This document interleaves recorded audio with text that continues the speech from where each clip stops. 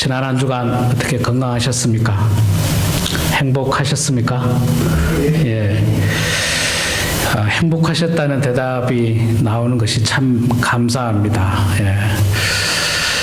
예. 어떻게 하면 행복할까? 어떻게 하면 행복할까? 그렇게 생각해 보면요, 굉장히 간단하더라고요. 모든 일에 감사를 많이 하는 사람은 행복합니다. 모든 일에 감사하는 사람, 사소한 일에도 감사하고, 큰 일에도 감사하고, 또 조금 힘든 일에도 여전히 감사할 수 있는 사람은 행복한데, 반대로 굉장히 불행한 사람은 어떤 사람이냐면 매사에 짜증스러운 사람, 매사에 원망과 불평이 가득한 사람. 원망과 불평이 가득하면 짜증스럽지 않습니까? 이것도 마음에 안 들고, 저것도 마음에 안 들고, 이것도 그냥 짜증나고, 이것도 싫고, 저것도 싫고, 다 그냥 싫고, 원망스럽고, 또 불평을 하게 되면, 행복하지가 않습니다. 불행합니다. 삶이 재미가 없어요. 그런데 그냥 이것도 감사하고, 저것도 감사하고, 요것도 감사하고, 보는 것마다 감사하면 굉장히 행복할 수 있습니다. 저는 여러분 모두의 삶이, 우리의 남은 인생들이 행복한 인생 되기를 소망합니다. 그래서 늘 감사하는 여러분들의 삶이 되기를 바랍니다. 오늘은 우리 추수감사주일입니다.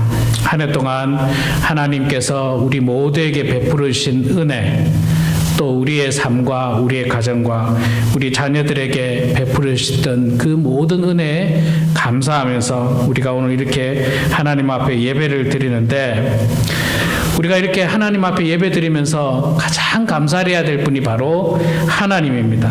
왜 하나님에게 우리가 감사를 드려야 되느냐? 시편 121편 말씀에 보면 이런 말씀이 있습니다.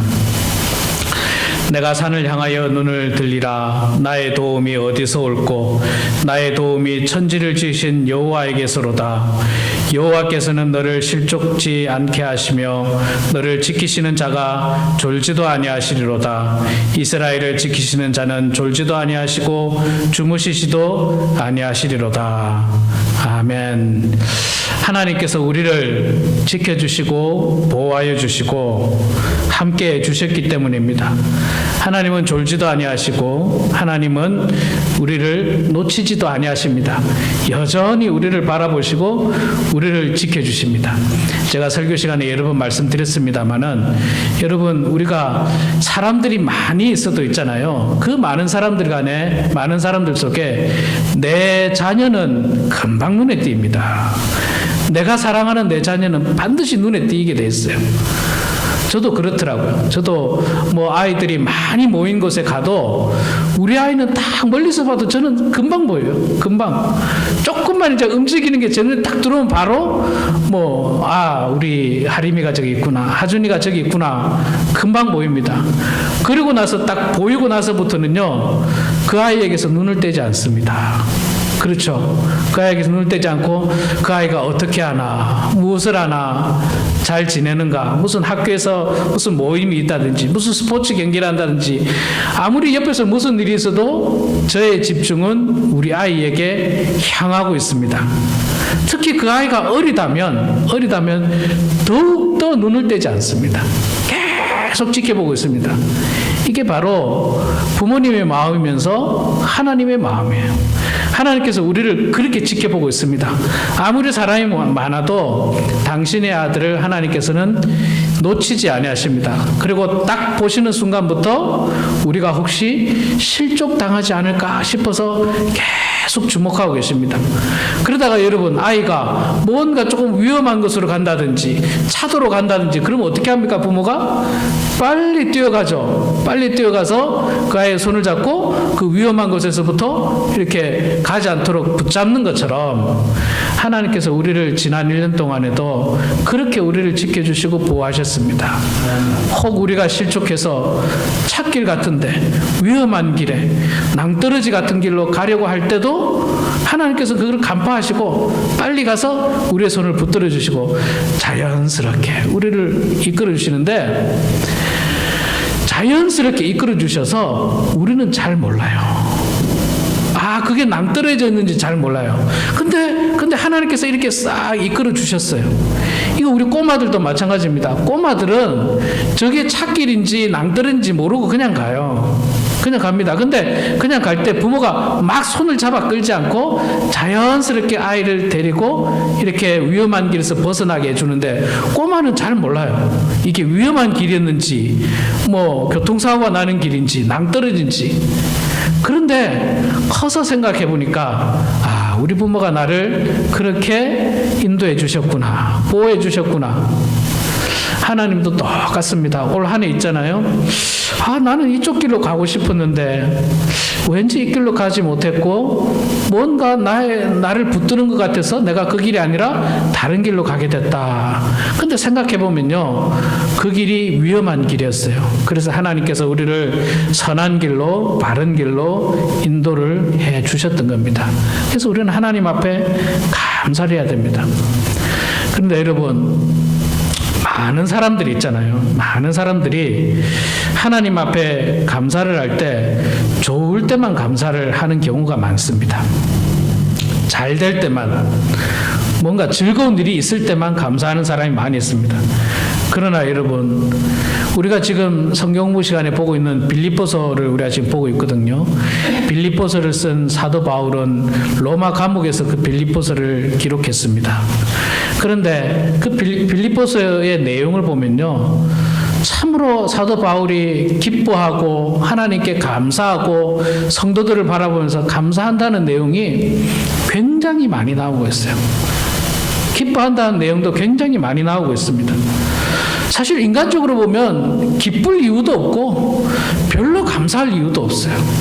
불행해 보입니다. 바울이 불행해 보여요. 그냥 로마 감옥에 쓸쓸히 혼자 갇혀있는 바울, 가족도 없고, 뭐 결혼 안 했기 때문에 부인도 없고 자녀도 없고, 그저 그렇게 로마 감옥에서 시간을 보내며 이 감옥에 있는 것이 세상적으로 보면 굉장히 불행하고 감사할 일이 아니고 원망스럽고 불평해야 될 일이에요. 하나님, 내가 한평생 복음 전하러 다녔는데 나에게 영광은 안 오더라도 이 감옥살이는 면하게 해줘야 되지 않겠습니까? 이렇게 분명히 원망할 수도 있고 불평할 수도 있을 텐데, 사도 바울에게서는 한치의 원망도 찾아볼 수가 없습니다. 한치의 불평도 찾아볼 수가 없어요. 오히려 이 감옥에 갇히게 된 것이 복음을 전하는데 오히려 더 잘 됐더라. 더 귀한 사람들을 만나게 됐고 더 쉽게 사람들에게 복음을 전할 수 있는 계기가 돼서 너무너무 기쁘고 감사하다. 내가 감옥에 있게 됨으로 말미암아서 빌립보 교인들이 나를 위해서 기도하고 나를 위해서 한 마음이 되고 헌금해주고 이런 것들이 얼마나 고마운지 모르겠다라고 사도 바울은 빌립보서에서 고백을 합니다. 그런데 이 빌립보서뿐만 아니라 있잖아요. 신약 성경을 보면 신약 성경의 이 사복음서를 제외하고, 사복음서도 마찬가지입니다만 예수님께서 부활 승천하시고 나서 그리스도인들이 모여서 예배를 드리고 신앙생활을 했습니다. 그런데 그 당시는 모든 그리스도인들이 탄압을 받고 있던 그때였습니다. 이스라엘 안에서는 유대인들에게 탄압을 받았고요, 또 로마인들에게 탄압을 받았습니다. 당연하지 않겠습니까? 그들이 죽인 예수님을 믿는 사람들이었으니까. 그 예수님을 믿는 사람들이 예수가 죽었다가 다시 살아났다고 이야기하니까 막 유대인들도 불안하고 로마인들 다 불안한 겁니다.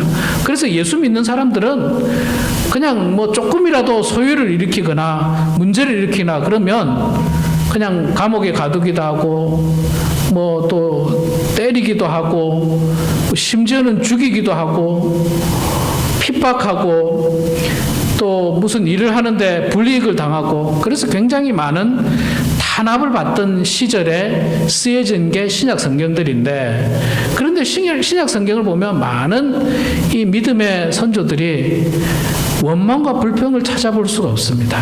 끊임없이 기뻐하라, 쉬지 말고 기뻐하라, 범사에 감사하라. 그리고 감사하라는 내용들이 성경 곳곳에 많이 나타나는 것을 볼 수가 있습니다. 그래서 우리도 하나님 앞에 늘 감사해야만 하는 것입니다.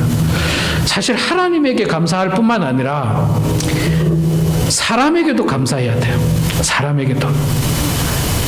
사실 사람에게 감사를 못하는 사람은 하나님에게 감사하는 것은 더 어렵습니다. 사람은 딱 눈에 보이기 때문에 그렇지 않습니까? 자, 우리가 누구에게 감사해야 될까요?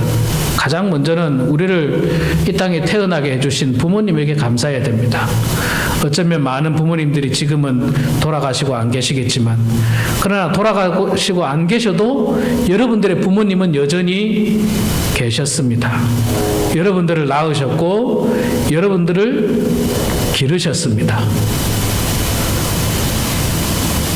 그 어려움 속에서 특히 우리 성도님들이 태어나실 때 그 시대적 상황이 얼마나 어려운 시대였습니까? 1930년대 후반, 중후반, 40년대, 50년대 이럴 때 얼마나 우리 대한민국이 어려운 시절이었습니까? 정말 어려운 시절이었습니다. 먹고 살기 너무너무 힘든 시절이었고 너무너무 많은 탄압을 받았던 시절이었습니다. 그런 시절에 여러분들의 어머니, 아버님께서 여러분들을 먹이시려고 어떠한 어려움 속에서도 여러분들 굶기지 아니하시려고 먹여주셨던 그 사랑, 그 은혜, 그걸 모르면 어찌 사람이라고 말할 수 있겠습니까? 그래서 우리는 늘 부모님에 대한 은혜와 사랑에 감사를 해야 됩니다.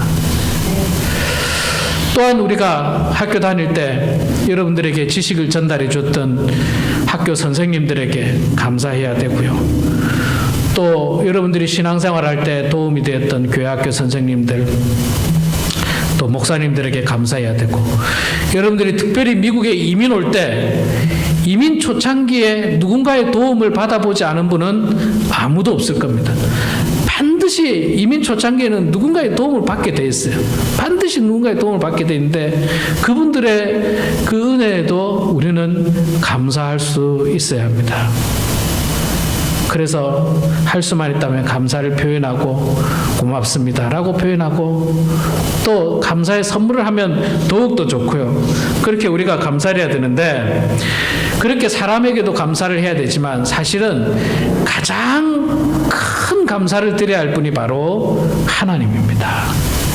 하나님의 은혜와 사랑은요, 우리 세상 사람들이 보여줬던 그 사랑을 다 합한 것보다 더 큰 사랑을 우리들에게 보여주셨기 때문에 그렇습니다. 그 사랑이 무엇입니까? 그것은 바로 우리가 잘 알고 있는 것처럼 우리가 죄로 말미암아 죽을 수밖에 없었던 그 죄인이었는데 하나님께서 독생자 예수 그리스도를 이 땅에 보내주시고, 예수님께서 나의 죄를 대신하여 십자가에서 피를 흘리시고 나를 대신해서 죽으신 그 놀라운 사랑, 그 은택과 그 은혜로 말미암아서 우리가 새 생명을 얻었고 하나님의 자녀라고 하는 귀한 은총을 우리는 얻게 되었습니다. 우리 그것만 보더라도 우리는 하나님 앞에 감사해야 됩니다. 하나님께서 우리를 이 땅에 태어나게 해주시고 우리를 끊임없이 먹여주셨습니다. 끊임없이 먹여주셨어요.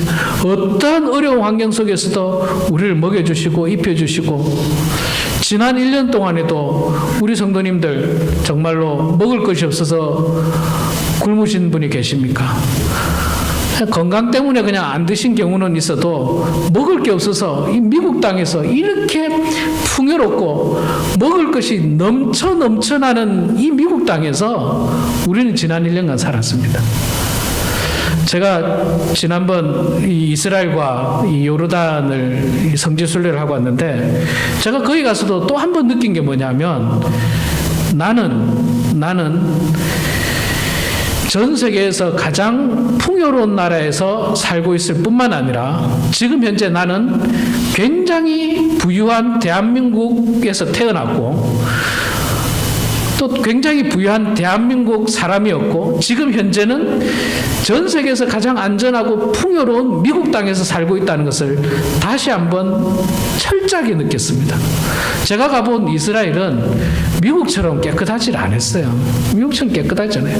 그냥 예루살렘, 이제 이스라엘도 이 중심, 소위 말해서 수도라고 할 수 있는 게 텔아비브지 않습니까? 텔아비브는 굉장히 번화한 도시입니다. 아주 현대 도시예요. 많은 빌딩과.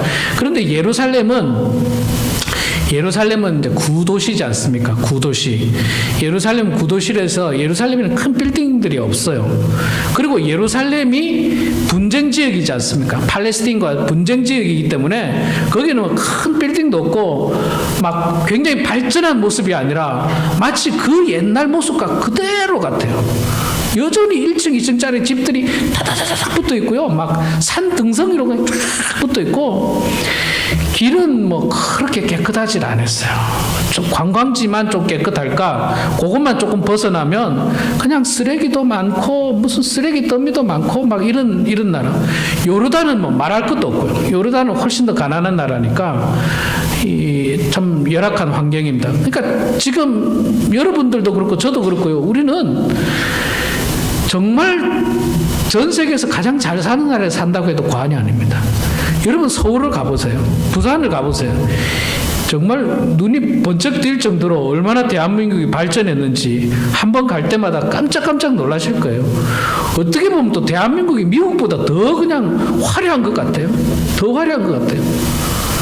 미국은 뭐 워낙 시스템이 잘 돼 있으니까 너무나도 안전하고 풍요로운 나라 아닙니까? 그런 나라에서 우리가 또 지난 1년간 살아왔습니다. 나라에서 꼬박꼬박 우리 어르신들에게 먹고 사는데 어려움 없도록 소셜이라든지 월페어라든지 다양한 복지 혜택을 통해서 우리를 끊임없이 공급해 줍니다. 아프면 병원에 가도 돈 한 푼 안 들이고 병원에 갈 수 있는 분들이 많이 있습니다. 재정적으로 힘든 분은 돈 한 푼 안 들이고 병원에 가서 다 고침받을 수 있습니다. 다른 나라 가면 그런 게 어디 있습니까? 돈이 없어서 치료를 못 받아요. 돈이 없어서 치료를 포기해야 돼요. 미국은 그런 나라가 아니지 않습니까? 어떤 일이 있어도 고쳐줘요. 돈하고 관계없이 아무리 큰 병이 생겨도 다 고쳐주는 나라. 야, 이런 축복이 어디 있습니까? 이런 축복이 어디 있습니까? 정말 세상 사람들이 말하는 것처럼 우리가 무슨 복을 타고 나서 이렇게 축복된 나라에서 지난 1년간이 아니라 지금 여러분들 뭐 지난 20, 30년, 30, 40년 그렇게 지금 이 땅에서 사셨지 않습니까? 이 축복, 이 은혜, 이거 어디서 온 겁니까? 이게 다. 여러분들이 이 나라를 건설하셨습니까? 아니죠. 이 미국 땅은 하나님께서 건설하신 거예요. 저는 그렇게 믿습니다. 그 옛날 청교도들이 신앙의 자유를 찾아서 이 신대륙에 그 발을 내딛고 이 땅에서 열심히 일을 해서 나라를 세우고 가꾸고 또 하나님께서 이 땅을 얼마나 축복하셨는지 기후가 너무 좋아서 막 농사도 잘 되게 만들고 자원도 많게 만들고 그냥 역사가 200년, 250년, 300년 밖에 안 되는 이 미국이라는 나라가 전 세계 최고의 나라가 될 수 있었던 것은 하나님의 축복이 아니고서는 다른 걸로 설명할 수가 없습니다. 우리가 이렇게 은혜를 받았습니다. 그래서 우리는 하나님 앞에 감사해야 됩니다. 그런데도 불구하고 이 성숙하지 못한 사람은요, 앞서 제가 말씀드렸듯이 감사의 세 단계가 있어요. 제일 어리석은 사람은 아예 감사하지 않는 거예요. 좋은 일이 있어도, 기쁜 일이 있어도, 즐거운 일이 있어도 감사하지 않고, 뭐 당연한 거지. 내가 뭐 열심히 해서 된 거지라고 하는 어리석은 사람이 있고요. 그 다음에 조금은 성숙한 사람은 기쁜 일이 있을 때만, 좋은 일이 있을 때만, 즐거운 일이 있을 때만 감사를 해요. 우리 손주가 좋은 대학을 갔다. 우리 아들이 비즈니스가 막 번창하고 있다. 또 누가 결혼을 잘했다. 우리 누가 뭘 잘했다. 집을 샀다. 뭘 했다. 즐겁고 좋은 일이 있을 때만 감사하는 사람은 그 바로 위에 단계예요. 그런데 진짜 성숙한 사람은 어떤 사람인지 아세요? 범사에 감사하는 거예요. 야, 내가 지난 40년 이 미국 땅에서 살게 된 거, 이거 딴 거 다 집어치우고라도 이거 하나만으로도 나는 너무너무 감사하다. 너무너무 축복된 사람이다. 말할 수 없는 축복된 사람. 요르단에 가니까요, 정말 가난한 사람들도 많더라고요. 정말 가난한 사람들도 많고, 멕시코하고 비슷하게 요르단에도 아이들이 페트라라고 하는 유명한 유적지 가니까 학교 다녀야 될 아이들이 거기서 장사를 하고 있어요. 조그만한 거 이런 거 $1씩 파는 거 있잖아요. 애들이. 애들이 장사 그렇게 하고 있고 정말 열악한 환경이더라고요. 아주 열악한 환경이고 그 나라가 대체적으로 물이 부족하지 않습니까? 요르단, 이스라엘 물이 부족하니까 이 물차들도 많이 다니고 물을 굉장히 소중하게 여겨요. 물을 아주 소중하게 여기고 그런 하여튼 열악한 환경이에요. 뭐 더 이상 말할 게 없어요. 근데 여러분 우리는 뭐 코스코 한번 가보세요. 막 놀랄 정도입니다. 그냥 넘쳐나는 거예요. 넘쳐나는 거예요. 그래서 우리는 범사에 감사하는 성숙한 그리스도인이 되어야 됩니다. 좋은 일이 있을 때만 뭐 잘 될 때만 잘 될 때 좋은 일이 있을 때만 감사하는 사람은요 약점이 있는데 뭐냐면 좋은 일이 없을 때 조금 불평스러울 때 좀 원망스러울 때 바로 원망과 불평이 나와요. 좋은 일이 없으니까 그냥 뭐 원망하고 불평합니다. 부모님이 우리를 그렇게 걷어먹여 주셨는데 엄마는 뭐 다른 집에는 저렇게까지 해주는데 나는 왜 유학도 안 보내주고 뭐 좋은 신발도 안 사주고. 생각해보면 제 어릴 때 있잖아요. 제가 청소년 시절에 막 나이키라는 운동화가 나왔어요. 제 청소년 시절에. 그런데 이제 그 나이키라는 운동화를 신은 애들은 정말 괜찮은 애들입니다. 그래서 제 어릴 때는 그 나이키 신발 신는 게 소망이었어요. 완전 꿈이었어요, 꿈. 그걸 신어야지 진짜 뭔가 레벨업이 되는. 너무너무 신고 싶었어요. 지금 생각해보면. 그런데 그걸 못 사주죠. 이제 교회 집안 형편이 안 되면 못 사줄 수도 있지 않습니까? 그런데 어린 시절에는 그걸 모르고 괜히 원망해요. 맨날 우리 엄마는 떨어진 운동화만 나에게 신으라 그러고 비가 오면 구멍이 나서 물이 새 들어오는 그 운동화만 신으라 그러고 이렇게 원망을 하는 거예요. 그것 말고도 부모님이 나에게 주신 은혜가 얼마나 큰데 얼마나 감사한데 그걸 깨닫지 못하는 거예요. 그때는 미성숙했던 거예요. 그래서 좋은 일이 있을 때만 부모님에게 감사하고 조금만 불편하면 원망하고 나는 왜 이렇게 부잣집에 못 태어났을까? 내 친구는 맨날 나이키 신발 신고 좋은 옷 입고 멋있게 폼나게 다니는데 나는 맨날 구멍난 신발을 신어서 친구 집에 놀러 갈 수도 없고 어디 가서 신발을 벗을 수 없는 나는 왜 그런 환경에서 자랐을까? 이런 원망이 나온다는 거예요. 근데 여러분 이거는 우리 어린 시절뿐만 아니라 지금도 똑같습니다. 하나님께서 우리들에게 베푸신 은혜가 너무나도 큰데 조금 불평하다고 조금 좀 뭔가 마음이 안 든다고 원망한다면 바로 두 번째 사람이에요. 좋은 일에만 감사하고 불편하고 원망하는 사람들입니다. 그런 사람이 돼서는 안 됩니다. 범사에 감사하는 성도들이 되어야 할 것입니다. 오늘 히브리서 기자는요, 우리들에게 이렇게 말씀을 하고 있습니다. 13장 5절에 보면, 15절에 보면, 그러므로 우리는 예수로 말미암아 항상 찬송의 제사를 하나님께 드리자. 감사의 예배를 드리자는 겁니다. 감사의 예배를 드리자. 그 이름을 증언하는 입술의 열매니라. 여러분, 우리가 주일날마다 모여서 하나님 앞에 예배드리는 이유가 뭔지 아십니까? 그 이유가 바로 하나님의 은혜에 감사해서 그 은혜를 보답고자 예배드리는 거예요. 그 은혜를 보답고자. 하나님에게 받은 은혜가 너무 커서 내가 하나님께 받은 은혜를 조금이나마 보답하고 싶은데 하나님이 가장 기뻐하시는 게 뭡니까? 그게 바로 예배거든요. 그래서 우리가 예배드리는 거예요. 매주일마다 예배드리고 예배드리기를 기뻐하고 즐거워해야 돼요.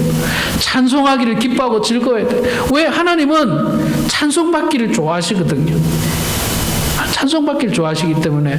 그래서 우리는 감사의 예배를 항상 하나님 앞에 드려야 됩니다. 자, 뿐만 아니라 감사의 예배뿐만 아니라 한 가지 더가 있는데 그게 뭐냐면 바로 16절에 오직 선을 행함과 서로 나누어 주기를 잊지 말라. 하나님은 이 같은 제사를 기뻐하시느라. 자, 하나님께서 기뻐하시는 게 또 하나 있는데 뭐냐면 네가 받은 은혜를 서로 나누라는 거예요. 나누라는 거예요. 매년 우리 교회에서 추수감사주일날 이렇게 앞에 과일을 놓고 예배를 드리고 있습니다. 옛날에는 아시겠습니다만 옛날에는 우리가 직접 농사를 지었기 때문에 우리 선조들은 믿음의 조상들은 직접 농사를 지은 걸 가지고 이 앞에 가지고 나와서 정말 감사의 예배를 드리고 함께 음식을 나누었습니다. 우리는 뭐 지금 농사는 안 짓습니다만은 이렇게 가지고 나온 것 저는 참 감사한 게 이걸 갖다가 가난한 이웃들과 함께 나눈다는 게 너무너무 감사해요. 너무너무 기쁩니다. 너무너무 기뻐요. 제가 매년 이것을 이제 우리 테이블 오브 플랜티를 통해서 한 절반 가까이는 그쪽을 줍니다. 올해는 좀 보니까 예년에 비해서 좀 작게 들어왔는데 작년에도 굉장히 많이 들어왔어요. 많이 들어와서 그쪽에다가 우리가 전달을 하고 제가 수혜를 꼭 갑니다. 그 주간에는. 어떻게 나눠주는가 하고 제가 가서 봅니다. 보는데 이제 우리 것뿐만 아니라 이제 도네이션이 매주 들어오거든요. 그러면 이 사람들이 식사를 하고 나가는 길 옆에다가 이렇게 펼쳐놔요. 그래서 이제 하나씩 이제 필요한 대로 하나씩 주고 있는데 제가 가면 이제 저를 알아보는 사람이 있거든요. 그 스태프들 가운데 저를 알아보면서 이거 잘 받았다고, 과일 잘 받았다고, 너무너무 고맙다고 이제 저한테 인사하는 분인데 아니 뭐 크지 않다고 저는 그렇게 인사하고 제가 같이 식사를 하고 옆에 있는데 그걸 멀리서 나눠주고 기쁨으로 받아가는 걸 보면 제가 멀리서 보면서 얼마나 기쁜지 몰라요. 얼마나 기쁜지 몰라요. 너무너무 힘들고 함께 해결하고 싶어서 온 사람들에게 우리가 드렸던 이 과일을 함께 나눌 수 있다는 것 참 감사했습니다. 물론 이것뿐만 아니라 우리 또 오늘 점심 애찬을 위해서 함께 서로가 나누는 것 이것 또한 마찬가지입니다. 기쁨으로 나누는 거죠. 16절 말씀에 오직 선을 행하고 서로 나누어 주기를 잊지 말라. 하나님 앞에 예배 드리는 것 가장 중요하고 또 우리가 잊어서는 안 되는 것 중에 하나가 이웃을 향해서 나누어 주는 것을 결코 잊지 말라는 거예요. 왜 그렇습니까? 우리도 받았으니까 그래요. 우리도 받았으니까 너희들도 좀 나눠주라. 나누는 삶이 참 축복된 삶이에요. 참 축복된 삶이에요. 너무너무 축복받은 삶인 것입니다. 사실 뭐 이렇게 각박한 이민생활 속에서 정말 먹고 살기 바쁘고 또 우리 자녀들 챙겨주기 바쁘고 그렇게 이기적으로 살 때가 많이 있습니다. 네. 뭐 이번 주 목요일 날 우리 에드워드 집사님 집에서 이렇게 점심을 또 제공해 주는데 저는 너무너무 감사했어요. 제가 칼럼에도 지난주에 썼던 것 같은데 나이가 들면요 본인 밥 해먹기도 힘들어요. 본인 밥 해먹는 것도 귀찮아요. 나이가 들면 아주 충분히 이해합니다. 그럴 수 있죠. 뭐 육체적으로 힘드니까. 그럼에도 불구하고 정말 아무 조건 없이 그저 사랑하는 마음으로 그날 특별히 가족들과 함께 만남이 없는 분들을 다 초대해서 함께 식사하자는 거예요. 아무 조건 없이 그냥 기쁨으로 나누는 거예요. 이런 은혜가 어디 있습니까? 이런 축복이 어디 있습니까? 이게 하나님께서 지금 우리들에게 말씀하고 있는 겁니다. 예배드리고 선을 행함과 서로 나눠주기를 결단코 잊지 말라.